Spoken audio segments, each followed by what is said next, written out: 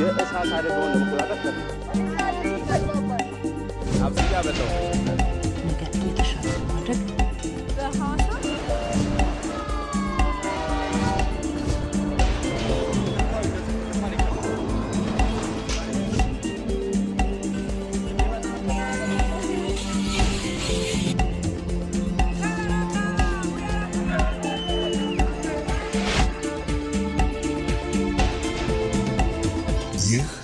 ኢትዮጵያ ቴሌቪዥን ነው።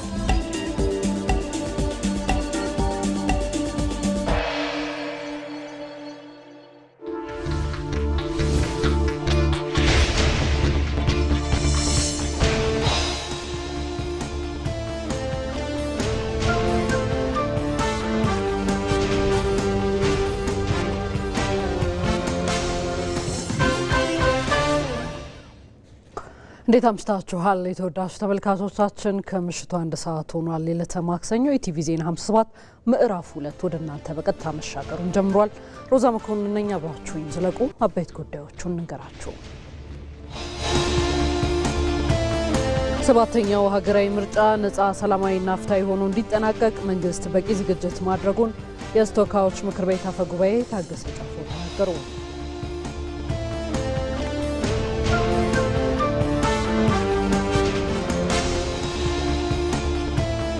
የኒውክሌር ኃይል ፕሮግራም ኤሌክትሪክ ኃይል ከማመንጨት ባሻገር በጤና በኢንዱስትሪና በምርምር ዘርፎች ኢትዮጵያን ከፍ የሚያደርግ ፕሮጀክት መሆኑ ተገለጸ።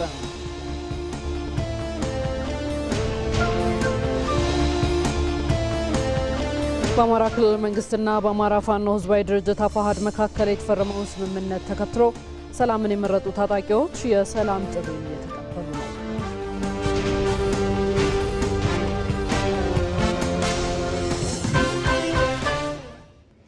የተወደዳችሁ የኢትዮጵያ ቴሌቪዥንን እየተመለከታችሁ ነው። አብራችሁን ዝለቁ።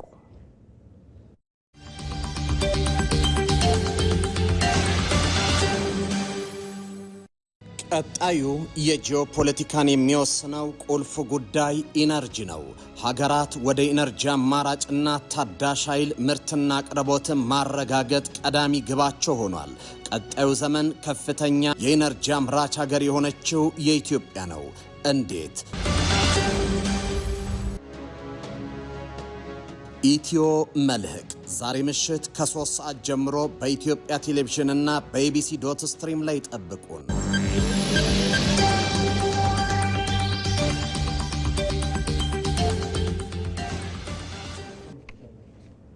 ወደ ቀዳሚው ዘገባችን አመራን። በ2018 ዓ.ም በሀገር አቀፍ ደረጃ ለሚካሄደው 7ኛ የሀገራዊ ምርጫ ነጻ ሰላማዊና ፍትሃዊ ሆኖ እንዲጠናቀቅ መንግስት በቂ ዝግጅት ማድረጉን የሕዝብ ተወካዮች ምክር ቤት አፈ ጉባኤ ታገሰ ጫፎ ተናገሩ። አፈ ጉባኤው ይህን ያሉት በሀገር አቀፍ ደረጃ የህግ አውጪዎች የጋራ ምክክር በቢሸፍቱ በተካሄደበት መድረክ ላይ ነው። በውይይቱ የሕዝብ ተወካዮች ምክር ቤት አፈ ጉባኤ ታገሰ ጫፎን ጨምሮ የፌዴራል የክልልና የከተማ አስተዳደር ምክር ቤት አፈ ጉባኤዎችና ምክትል አፈ ጉባኤዎች እንዲሁም ሌሎች ከፍተኛ አመራሮች ተገኝተዋል። በዚህ ዓመት ግንቦት 24 ለሚካሄደው 7ኛው ሀገር አቀፍ ምርጫ ነጻ ገለልተኛና ፍትሃዊ ሆኖ እንዲካሄድ መንግስት ዝግጅት ማድረጉን ነው አፈ ጉባኤው ያብራሩት። 7ኛውን ሀገራዊ ምርጫ ለማድረግ ዝግጅት ላይ ያለንበት ወቅት ላይ እንገኛለን። ብሔራዊ ምርጫ ቦርድም አስፈላጊው ዝግጅት አጠናቋል። ቀደም ሲል ከክልል ርዕሳነ መስተዳድሮችና ከምርጫ ቦርድ ጋር ውይይት ለማድረግ ሞክረናል። አስፈላጊ ዝግጅቶችን በሚመለከት ለምርጫ ቦርድ አስቻይ ሁኔታዎችን በየአካባቢ መፍጠርን፣ ሰላምና ደህንነትን፣ ጸጥታን ማስጠበቅን፣ አጠቃላይ የቁሳቁስ እንቅስቃሴውና ማከማቻዎችን ሁሉ በሚመለከት የክልሎችን ሚና በሚመለከት ከክልል መንግስታት ርዕሳነ መስተዳድሮች ጋር ምክክር አድርገናል። 7ኛው ሀገር አቀፍ ምርጫ በስኬት እንዲጠናቀቅ ሁሉም የበኩሉን እንዲወጣም ጥሪ ቀርቧል። እንደ ሪፖርተራችን መሀር ያለሙ ዘገባ ህግ አውጪዎች የ7ኛው ሀገር አቀፍ ምርጫ ውጤታማ እንዲሆን ከወዲሁ የቅድመ ዝግጅት ስራዎችን መስራት እንዳለባቸውም አፈ ጉባኤው ተናግረዋል። እንደሚታወቀው ይሄ የህግ አውጪዎች የጋራ ምክክር መድረክ በአዋጅ ቁጥር 1231/2013 መሰረት የመንግስታት ግንኙነት አዋጅ መውጣቱ ይታወቃል። ይሄ አዋጅ የፌዴራል ተቋማት፣ የህግ አውጪው፣ የህግ አስፈጻሚው፣ የህግ ተርጓሚው እንደዚሁ ከክልል ተቋማት ጋር በጋራ የሚመካከሩበት እንደምታውቁት በህገ መንግስቱ መግቢያ ላይ አንድ የኢኮኖሚ ማህበረሰብ አንድ የፖለቲካ ማህበረሰብ ለመገንባት በተቀመጠው መርሆ መሰረት ተገናኝቶ በጋራ መምከር ለአንድ ሀገር ግንባታ ለፖለቲካ ለኢኮኖሚ ለማህበራዊ እድገታችን በጋራ መምከር በጋራ ማቀድ በጋራ ደግሞ ግቦችን ማሳካት የሚጠይቅ ስለሆነ ሁሉም ኃይሎች እንዲተባበሩ ለማስቻል ይህ አዋጅ መውጣቱ ይታወቃል። በዚህ አዋጅ መሰረት ህግ አስፈጻሚ ህግ ተርጓሚ ህግ አውጪው አካላት በጋራ እየመከሩ ለበርካታ አመታት ላለፉት አመታት አዋጁ ከወጣ ጊዜ ጀምሮ ስናከናውን ቆይተናል። ቀጥለናል። ጠቅላይ ሚኒስትር አብይ አህመድ በጉባ ካበሰሯቸው ትላልቅ ሀገራዊ ፕሮጀክቶች አንዱ የኒውክሌር ኃይል ፕሮግራም ነው። ይህ ለሰላማዊ ዓላማ ብቻ የሚውል የኒውክሌር ኃይል ፕሮግራም ኤሌክትሪክ ኃይል ከማመንጨት ባሻገር በጤና አጠባበቅ፣ በግብርና፣ በኢንዱስትሪና በምርምር ዘርፎች የኢትዮጵያውያንን ህይወት ለማሻሻል ያለመ ነው። ለመሆኑ ዓለም የኒውክሌር ኃይልን እንዴት እየተጠቀመበት ነው? ኢትዮጵያ በዘርፉ ከጀመረችው ፕሮጀክት ጋር አያይዛ መሀሌት ታደለ ተመልክተዋለች። የዓለም ሀያላን ጡንቻቸውን የሚለካኩበት የጦር ኃይላቸው ዘመናዊና ፈርጣማ መሆኑን የሚያስመሰክሩበት በማንም ያለመደፈራቸው ማረጋገጫ የገዘፈ አቅማቸው መለኪያ ነው ኒውክሌርን መታጠቅ። በዋናነት ዩራኒየም በተባለው ማዕድን ግብአትነት የሚመረቱት የኒውክሌር ቦምቦች እጅግ ኃይለኛና ተቀጣጣይ ፈንጂዎች ናቸው። ዓለም ለመጀመሪያ ጊዜ ከኒውክሌር ጋር የተዋወቀው በጦር መሳሪያነቱና በአውዳሚነቱ ነው። አሜሪካ በአውሮፓውያኑ የዘመን አቆጣጠር ሐምሌ 1945 ነበር በሁለተኛው የዓለም ጦርነት መጨረሻ በጃፓኗ ሂሮሺማና ናጋሳኪ ከተሞች ላይ የኒውክሌር ቦምቦችን የጣለችው። የኒውክሌር የጦር መሳሪያ ለአንዴም ለመጨረሻ ጊዜም ጥቅም ላይ የዋለባቸው ሁለቱ የጃፓን ከተሞች በአሜሪካ ጥቃት ከ200,000 በላይ ነዋሪዎቻቸው በአሰቃቂ ሁኔታ ተገድለውባቸዋል። ከተሞቹም እንዳልነበሩ ሆነው ወድመዋል። ዓለም ኒውክሌርን በዚህ መንገድ መተዋወቁ ከአውዳሚነቱ ባሻገር ያለውን ጥቅም ለመገንዘብ ጊዜ ወስዶበታል። አሁን ላይ ሩሲያ፣ አሜሪካ፣ ቻይና፣ ፈረንሳይ፣ እንግሊዝ፣ ህንድ፣ ፓኪስታን፣ ሰሜን ኮሪያና እስራኤልን የመሳሰሉ ሀገራት የኒውክሌር ጦር መሳሪያ ባለቤት መሆናቸው ዓለም ላይ ስጋት ቢደቅንም ኒውክሌርን ለሰላማዊ መንገድ የሚጠቀሙት ሀገራት ግን ቁጥራቸው እያደገ መጥቷል። የመጀመሪያው የኒውክሌር ኃይል ማመንጫ ፕሮጀክት ግንባታው በፈረንጆቹ 1951 ተጀምሮ በ1954 የተጠናቀቀው የሩሲያ የኒውክሌር ኃይል ማመንጫ ነው።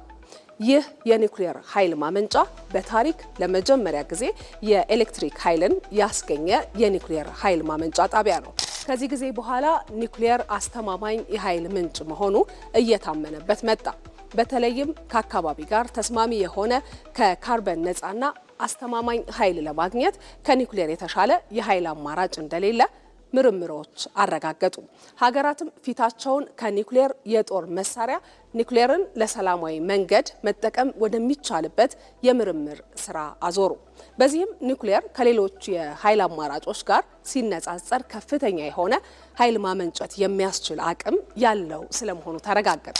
ለምሳሌ 1 ኪሎ ግራም ዩራኒየም የሚያመነጨው ኃይል በተመሳሳይ መጠን ናፍጣ፣ የድንጋይ ከሰል፣ እንጨት፣ የተፈጥሮ ጋዝ ወይም ሌሎች መሰል የኃይል ማመንጫዎች ከሚያስገኙት ኃይል በ200,000 እጥፍ ከፍ ያለ መሆኑን የዘርፉ ባለሙያዎች ይናገራሉ።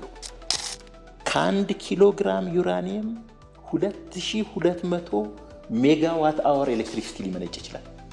ወደ 200,000 እጥፍ ነው ማለት ነው ከሌሎቹ ኃይል ምንጮች። በትንሽ ቦታ ላይ እጅግ በጣም ከፍተኛ ጉልበት ታምቆ የሚገኝበት የጉልበት ምንጭ ነው ኒውክሌር። ኒውክሌር የሰው ልጅ ከሚያውቃቸው የኃይል ምንጮች ሁሉ እጅግ ከፍተኛ ነው፣ በመቶ ሺዎች እጥፍ። በሌላ በኩል የኒውክሌር ኃይል እጅግ ዝቅተኛ የሆነ የካርበን ልቀት ያለው በመሆኑ ተመራጭነቱ ከፍ እንዲል አድርጎታል። 1 ኪሎዋት አወር ኤሌክትሪሲቲ ለማመንጨት ሶላር ራሱ 11 ግራም ካርቦን ዳይኦክሳይድ በኪሎዋት አወር ወደ ከባቢ አየር ይለቃል። የተፈጥሮ ጋዝ ከ290 እስከ 930፣ ዘይት ከ510 እስከ 1100፣ ከሰል ከ740 እስከ 1689 ግራም ይለቃል ለ1 ኪሎዋት አወር ኤሌክትሪሲቲ ለማመንጨት። ኒውክሊየር ከሃይድሮ ፓወር ጋር የሚነጻጸር የካርቦን ልቀት ነው ያለው ከ4 እስከ 7። በአሁኑ ወቅት አሜሪካ ከዓለም ሀገራት ቀዳሚዋ የኒውክሊየር ኃይል አምራች ሀገር ስትሆን ከአጠቃላይ የኃይል አቅርቦቷ 19 በመቶ በኒውክሊየር ኃይል የሚሸፈን ነው። ፈረንሳይ በበኩሏ ከኒውክሊየር ኃይል ከፍተኛውን የኤሌክትሪክ ፍጆታዋን የምትሸፍን ሀገር ናት። ከአጠቃላይ የኃይል አቅርቦቷ 65 በመቶውን የምታገኘው ከኒውክሊየር ነው። አሁን ላይ ዓለም 10 በመቶ የሚሆነውን የኃይል ፍላጎቱን የሚያሟላውም ከዚሁ ከኒውክሊየር ኃይል ነው። ኢትዮጵያም የአዲሱን ዘመን የኃይል አማራጭ ከተቀላቀሉ ጥቂት የአፍሪካ ሀገራት አንዷ ሆናለች። በታላቁ የኢትዮጵያ ህዳሴ ግድብ ምረቃ ዕለት ጳጉሜ 4 ቀን 2017 ዓ.ም ነበር ሌላኛው የኢትዮጵያ የማንሰራራት ጉዞ ማረጋገጫ ፕሮጀክት በጠቅላይ ሚኒስትር አብይ አህመድ የተበሰረው። ኢትዮጵያ የህዳሴን ግድብ የሚተካከል ለሰላማዊ ዓላማ ብቻ የሚውል የኒውክሌር ፕላንት በቅርቡ ስራ ትጀምራለች። ለሰላማዊ ዓላማ ብቻ የሚውል የኒውክሌር ኃይል ማመንጫ ጣቢያ ፕሮጀክት ይፋ ከተደረገ በኋላ የኒውክሌር ኃይል ኮሚሽን ተቋቁሞ ስራውን ጀምሯል። ኢትዮጵያ የኒውክሌር ኃይልን ለኃይል አማራጭ ብቻ ሳይሆን ዓለም በደረሰበት ደረጃ ለተለያዩ ዘርፎች የመጠቀም ውጥኗን ለማሳካት ይሄው የኒውክሌር ኮሚሽን የ100 ቀናት እቅዱን አውጥቶ ወደ ተግባር ገብቷል። በዚህም ኢትዮጵያ በቅርብ ጊዜ ውስጥ ኒውክሌርን ለሰላማዊ ዓላማ ከሚጠቀሙ ሀገራት አንዷ የመሆኗ ነገር እውን ይሆናል። ወደ ሌላ ጉዳያችን እንለፍ። በአማራ ክልል መንግስትና በአማራ ፋኖ ህዝባዊ ድርጅት አፋሕድ መካከል የተፈረመውን ስምምነት ተከትሎ ሰላምን የመረጡ ታጣቂዎች የሰላም ጥሪን እየተቀበሉ ነው። ታጣቂዎች ሰላምን ብቸኛው የትግል አማራጭ አድርገው መመለሳቸው ክልሉ በሙሉ አቅሙ ወደ ልማት እንዲገባ ከፍተኛ ሚና ይኖረዋል። ባየ ሙላት በአማራ ክልል የህዝብ ጥያቄን በነፍጥ እንመልሳለን ያሉ ታጣቂዎች ግጭት በመቀስቀሳቸው ባለፉት 2 ዓመታት ክልሉን የግጭት ማዕከል አድርገውት ቆይተዋል። ይህንን እንደ አጋጣሚ የተጠቀሙ የኢትዮጵያ ታሪካዊ ጠላቶች ብሔራዊ ጥቅሟ እንዳይከበር የውስጥን ሰላም መንሳትና የማተራመስ እቅዳቸውን እውን ለማድረግ በእጅ አዙር የመሩት ፕሮጀክታቸው እንደሆነ በቅርቡ ወደ ሰላም የተመለሱ የቀድሞ ታጣቂዎች ይገልጻሉ። አፍሪካ ቀንድ ላይ ያለው የኃይል አሰላለፍና የሀገራት ፍላጎት እየጨመረ በመምጣቱና የኢትዮጵያ መንግስት እና ህዝብ የይገባኛል ጥያቄ በማንሳታቸው በተለይ የኤርትራ መንግስት እና ከጀርባ የግብጽ መንግስት እንደሚያስተባብር እናምናለን። ግጭቱ ሌላ መልክ ይዞ እኛ የወጣንለት ጥያቄ ዳይቨርት ተደርጎ ወይም ታሽጦ በጥይት እና በጣም ተራ በሆኑ ጥቅሞች የህዝብ ጥያቄ ተሽጦ ሌላ መልክ ይዟል ማለት ነው። ጥያቄን በጦርነት ለመመለስ መነሳት ስህተት ሆኖ ሳለ የጠላት መሳሪያ ሆኖ ሀገርን ማቁሰል የዛሬ ጥፋት ነገም ታሪክ የሚያስታውሰው ስህተት መሆኑን የተገነዘቡ የአፋሕድ አመራሮች ከክልሉ መንግስት ጋር በኢጋድና በአፍሪካ ህብረት ታዛቢነት የሰላም ስምምነት መፈራረማቸው ይታወሳል። ታጣቂዎች ሰላምን ብቸኛው የትግል አማራጭ አድርገው መመለሳቸው ክልሉ በሙሉ አቅሙ ወደ ልማት እንዲመለስ እንደሚያደርገው ተገልጿል። ጥያቄ ለመመለስ ብለን ለ2 ዓመት ትምህርት ቤት ዘግተን መቆየት ማለት አማራ ክልል በጣም ጎርተነዋል። ሌላው የግብርና ባለሙያዎች ፍሪ ሆነው ባለመስራታቸው ገበሬውን ለዚህ ጦርነት ሲባል ማምረት ያለበትን በቂ ምርት እንዳያገኝ ኢኮኖሚካሊም ጎርተነዋል። ስለዚህ በሰላም ስምምነት ውስጥ መግባታችን አንደኛ የክልሉን የኢኮኖሚ የማህበራዊ ቀውሶችን እናስቀራለን ማለት ነው። በመንግስትና በአማራ ፋኖ ህዝባዊ ድርጅት አፋሕድ መካከል የተፈረመው የሰላም ስምምነት ሰላምን የሚያጸኑ እርምጃዎችን አስከትሏል። የዚሁ ስምምነት አካል ሆኖም የአፋሕድ ምክትል ሊቀመንበርና ወታደራዊ አዛዥ የነበሩት ፋንታው ሙሀባ የነፍጥ ትግልን በማቆም የሰላምን መንገድ ተቀብለዋል። ሀገር የሚገነባው በሰላም በመሆኑ አሁንም የሰላም አማራጭን ለመረጡ ሁሉ መንግስት በሩ ክፍት መሆኑን ገልጿል። አሁንም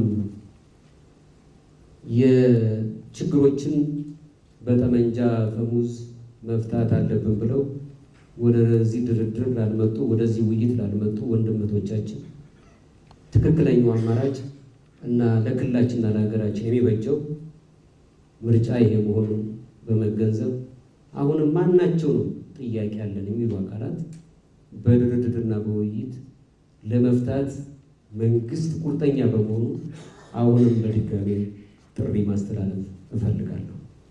በህዝብ ጥያቄ ሽፋን የጥፋት አካሄድ ውስጥ መቆየት የህዝብን ጉዳት ማራዘም በመሆኑ ታጣቂዎችም ሆኑ ራሳቸውን በምቾት አስቀምጠው ወጣቱን ወደ ጦርነት የሚማግዱ የማህበራዊ ሚዲያ አርበኞች ከስህተታቸው እንዲታረሙም ጥሪ ቀርበዋል። ተማሪዎች እየተማሩ አይደለም፣ ወጣቶች እንቅስቃሴያቸው ተገድበዋል፣ ባለሀብቶች ከክልል ወጥተዋል። በዚህ መንገድ የሚመለስ ጥያቄ የለም። የተሻለውን መንገድ መምረጥና ወደዚህ ወደ ትክክለኛው መስመር መምጣት አለባቸው። አሁን የፋኖ ትግል አብዛኛው እየመራ ያለው ሶሻል ሚዲያ ነው። ይሄንን ባደርግ እነከሌ በዩቲዩብ ወጥተው ምን ይሉኛል? ሀገር ከማስቀደም ይልቅ ማህበራዊ ሚዲያውን ዘመቻ ፍራቻ ውስጥ ገብተን ያለ ነው። ስለዚህ ትጥቅ ትግል አስጀምረው ያን እሳት እየለኮሱ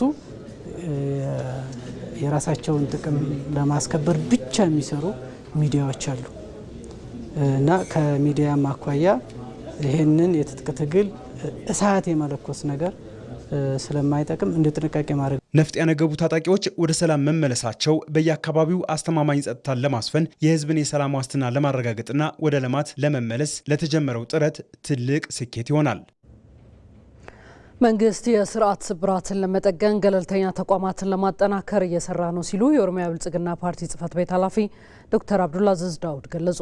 ከጥር 3 እስከ 5 በሴንተር ፎር ሪስፖንሲብል ኤንድ ፒስፉል ፖለቲክስ ከባለድርሻ አካላት ጋር በመተባበር ከተለያዩ የማህበረሰብ ክፍሎች ከተውጣጡ ተሳታፊዎች ጋር በጅማ ከተማ የተካሄደው የምክክር መድረክ የአቋም መግለጫ በማውጣት ተጠናቋል። ምንተስኖት ይልማ የጋራ ሀገራዊ ትርክት አስፈላጊነትን ማረጋገጥና ተቋማዊ አቀራረብን መዘርጋት በሚል ስልጡን ሰላማዊ ፖለቲካ ማዕከል ከባለድርሻ አካላት ጋር በመተባበር ከተለያዩ የማህበረሰብ ክፍሎች ከተውጣጡ ተሳታፊዎች ጋር ውይይት አድርጓል። ትላንት በጀመረውና ዛሬ ቀጥሎ በተካሄደው የውይይት መድረክ ንግግር ያደረጉት የኦሮሚያ ብልጽግና ፓርቲ ጽህፈት ቤት ኃላፊ አብዱልአዚዝ ዳውድ መንግስት የስርዓት ስብራቶችን ለመጠገን የተቋማት ግንባታ ላይ እየሰራ መሆኑን ተናግረዋል። መንግስታችን የስርዓት ስብራቶችን ስንጠግን አንዱን ወደ ጎን ትተን ሌላውን ይዘን መቀጠል አንችልም ብሎ በመደመር መጽሐፉ ያስቀመጠው 4 አይነት ተቋማት ናቸው ስርዓታችንን ሙሉ የሚያደርጉት ብሎ ነው ያስቀመጠው። መንግስት አንዱ ተቋም ነው። ገበያ ወይም ደግሞ የፕራይቬት ሴክተሩ ሌላኛው ተቋም ነው። የትምህርት ተቋማት ሶስተኛው ነው። ከዛ ውጪ የሲቪክ ማህበረሰቡ እነዚህ ተጋግዘው ነው የስርዓትን ስብራት ጠግነው ሙሉ የሚያደርጉን ብሎ ነው ያስቀመጠው። ስለዚህ ሲቪክ ማህበረሰብ ሚናው ከፍተኛ ነው። የሀገራዊ ምክክር ኮሚሽን ኮሚሽነር ዮናስ አዳይ በበኩላቸው ሚዲያዎች የህብረተሰቡን አብሮነትና የጋራ እሴት በማክበር መስራት አለባቸው ሲሉ ገልጸዋል። ፖለቲካው ሲስተካከል ሚዲያው ይስተካከላል የሚል ትልቅ ነገር አምጥተዋል። የፖለቲካ ባህሉ የመደማመጥ የመነጋገር የመመካከር ባህሉ ካለ ስለዚህ ፖለቲካውን በደንብ ትኩረት አድርጎበታል።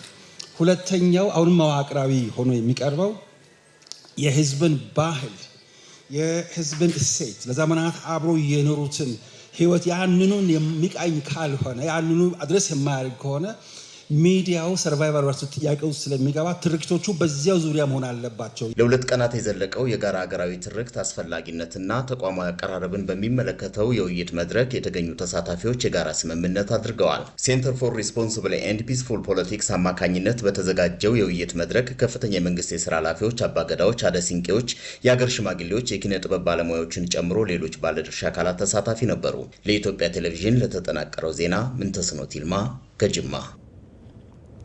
የገጠር ኮሪደር ልማት ስራ በርካታ አካባቢዎችን በማዘመን የዜጎችን የኑሮ ዘይቤ በመቀየር ላይ ይገኛል። የገጠር ሽግግር ፖሊሲ አንዱ አካል የሆነው የገጠር ኮሪደር ልማት ቱሉ አረራን የመሰሉ የተቀናጀ ሞዴል መንደሮችን እየፈጠረ ነው። ፍሬዎት ረታ ለዘመናት የአርሶ አደሩ ጎጆ የጭስ ማከማቻና የድካም ማረፊያ ሆኖ ቆይቷል። ምርት የሚያመርቱና የሚመግቡ እጆች ከቤት ውስጥ ስቃይና ከጤና እክል ጋር ሲታገሉ ኖሯል። ያ የጨለማና የጭስ ዘመን ግን አሁን ሊያበቃ ተቃርቧል። የገጠር ሽግግር ፖሊሲ አንዱ አካል በሆነው የገጠር ኮሪደር ልማት ቱሉ አራራን የመሰሉ ሞዴል የአርሶ አደር መንደሮችን መፍጠርና የማብዛት ውጥን ሰንቋል። አከብያት ሙለተ ሀገርን ለመለወጥና ብልጽግናን ለማረጋገጥ ካሉብን ውስንነቶች መካከል አንዱ የመኖሪያ ቤት እጥረት ነው። መኖሪያ ቤት በከተማም በገጠርም እጥረት አለ። ያለውም ቢሆን ደረጃውን የጠበቀ አይደለም። መብራት፣ ውሃ፣ መጸዳጃና ባዮጋዝን የመሰሉ መሟላት ያለባቸው መሰረታዊ ነገሮች በአንድ ቤት ውስጥ ላይኖሩ ይችላሉ።